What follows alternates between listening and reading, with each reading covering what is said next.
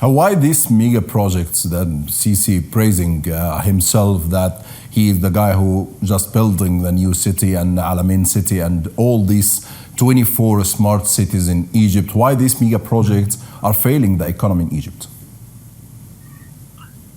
Well, these are symbols, and they are political symbols as much or indeed more than they are economic symbols. Their economic utility is quite limited, as I just said. So he believes there is a political utility in showing that the regime is doing something, and literally in concrete is the best way to show that. The reality, however, is that what an economy depends upon, first and foremost, is intricate linkages between its various parts. And that's what's sadly lacking in Egypt, partly because government policy becomes very nervous when actors in the system, whoever they are, workers, managers, owners, peasants, so on, are linked through tight economic exchanges. And these relationships can, of course, have political consequences. Workers like to unionize. Peasants may go on strike. Students may do the same.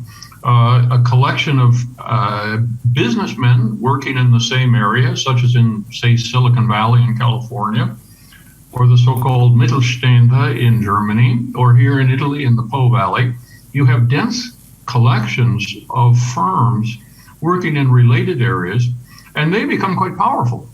They make demands on government, they express the views of themselves as producers, and so you need a relatively free economic environment in which these linkages can be established for production to then be increased as a result of those linkages.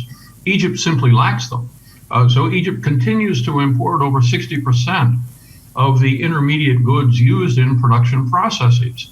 So the automobiles manufactured in Egypt are almost entirely dependent on imported parts. The drugs manufactured in Egypt are almost entirely dependent on imported ingredients.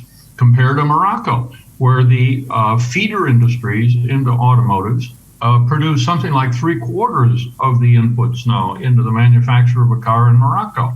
So Egypt has failed to integrate the various components of its economy, and as a result, they're very dependent, each and every one of them, on imported ingredients. And therein lies part of the story of why the pound is, if not in free fall, has lost 70% of its value in a short period of time.